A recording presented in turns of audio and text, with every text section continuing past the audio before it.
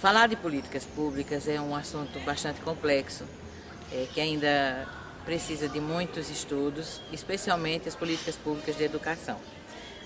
Historicamente, as políticas públicas de educação, ela tem como marca a descontinuidade e o descompasso entre elas. Eu trabalho com políticas públicas desde 99, embora ela ainda não fizesse parte do debate acadêmico de uma maneira ampla e profunda como está acontecendo no momento atual. E meu grande enfoque sempre foi a contribuição da psicologia para essas políticas públicas. E o recorte que eu faço é a formação do professor. No Brasil, oficialmente as políticas públicas surgiram a partir de 1880, com a formulação do Sistema Oficial de Ensino, e desde então vem sendo formuladas políticas públicas para que pudesse oferecer a educação para todos os brasileiros.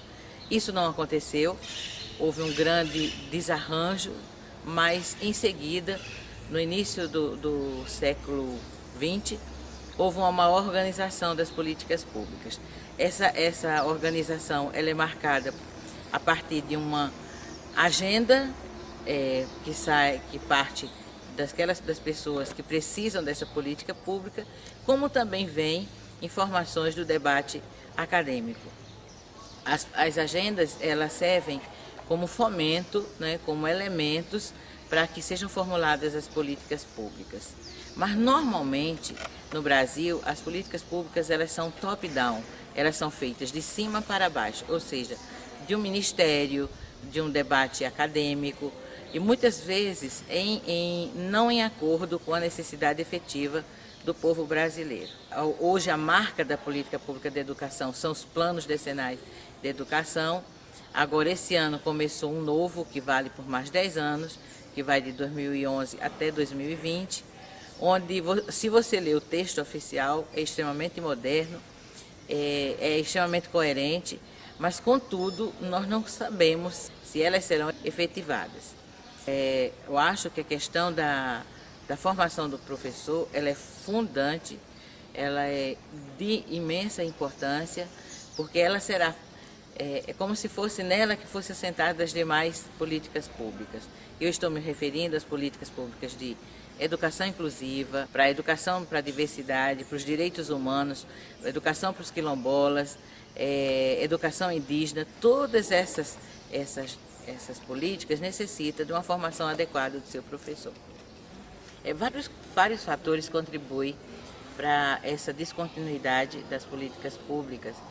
Uma delas é justamente a ausência do debate da sociedade e da participação efetiva nessas políticas públicas.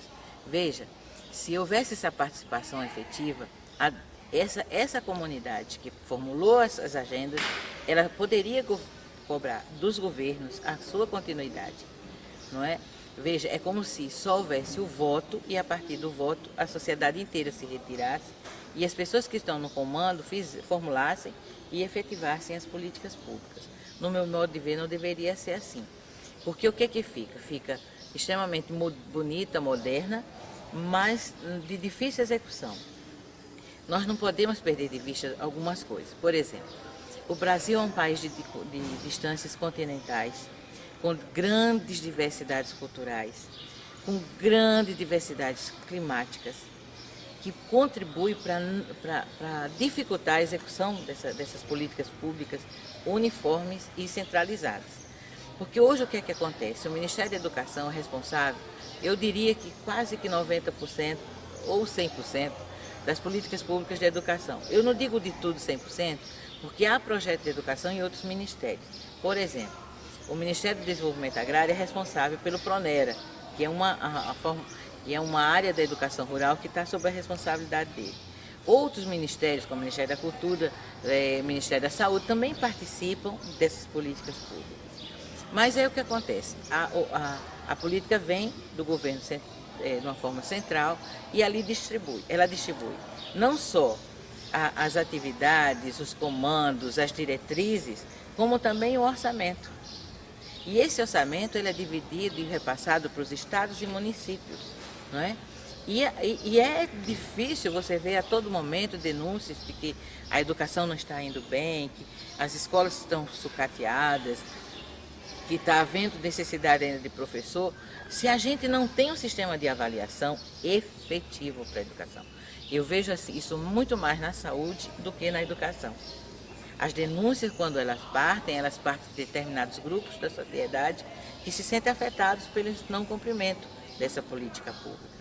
Agora, eu acho que deveria haver muito mais, que há muito pouca participação nos conselhos municipais de educação, muito pouca participação dos pais dentro da escola, né? Então, se houvesse isso, seria muito melhor, mas muito melhor mesmo. As políticas são muito bonitas, né? Quando você olha o texto oficial, ele é maravilhoso. Você diz, não, agora vai ser resolvido, mas não é. Olha, ainda há essa mácula no Brasil. O número de analfabetos no Brasil ainda é muito significativo. Ainda há muitas crianças e adolescentes fora da escola. E o que estão na escola nem sempre tem a garantia de uma escola de qualidade, de uma merenda de qualidade, de um livro de qualidade.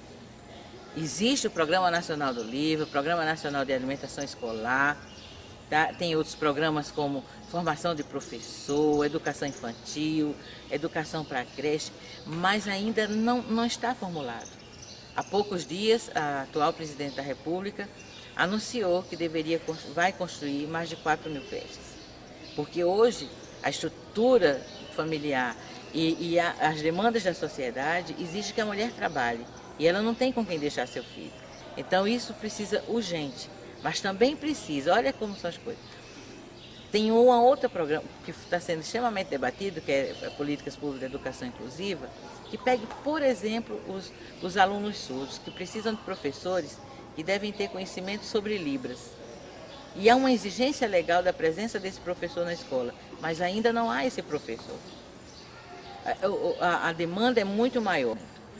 Não há um país desenvolvido sem que tenha um bom projeto de educação. Isso é exemplo mundial. Você pega um país como o Canadá, você pega um país como a Inglaterra e muitos outros, a educação ela é prioritária. Aqui ela é secundária, ainda é secundária. Veja, por exemplo, o quanto do PIB é destinado à educação. Ainda há uma luta para que esse PIB chegue na ordem de 6, 8%, né? Destinado para a educação. Enquanto que tem país que destina 10, 20% do seu PIB, que é o Produto Interno Bruto, para a educação. Veja, no meu ponto de vista, até para vocês solicitar, pedir um programa de saúde adequado, legal, consistente, você precisa ter educação, não é?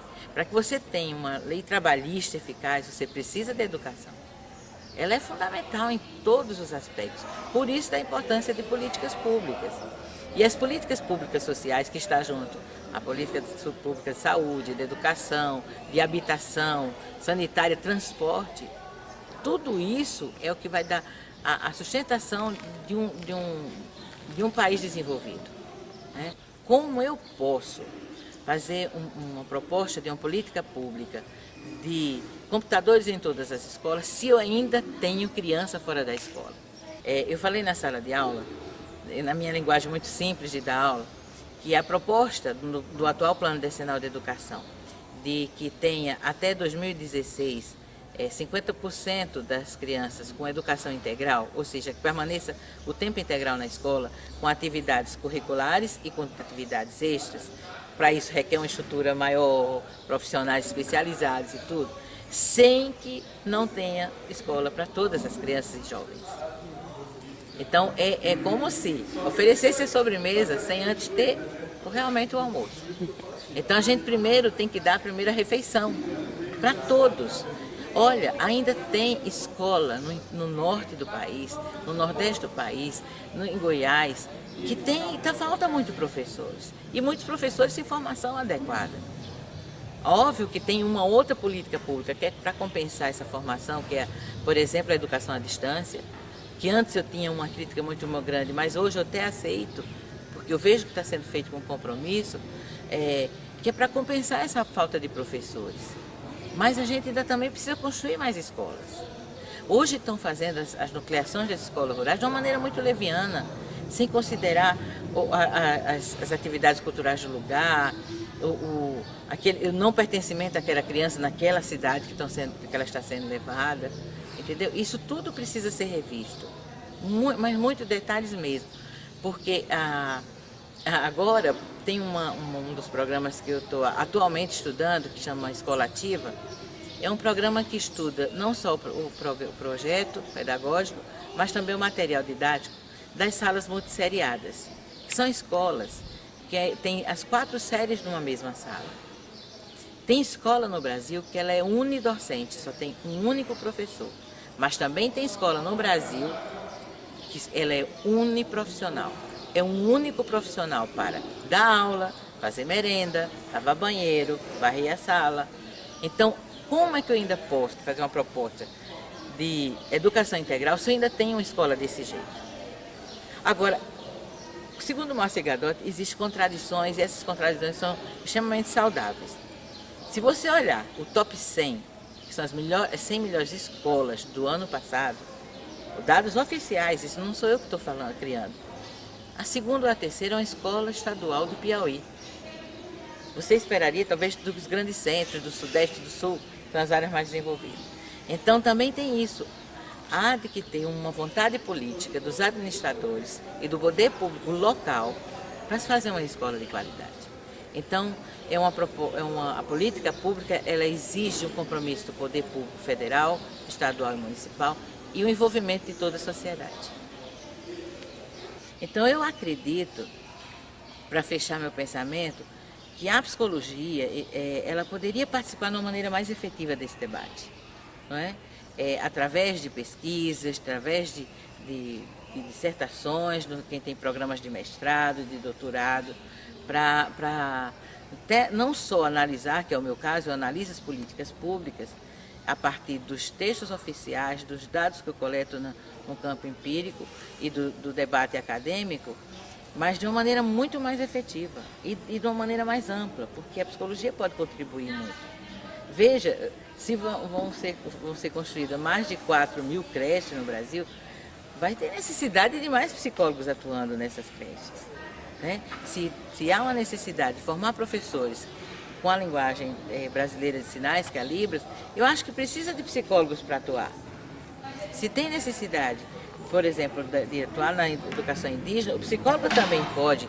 Aqui na universidade mesmo nós temos um professor que trabalha com comunidade indígena, não é? Se vai trabalhar com educação quilombola, também precisa dessa contribuição.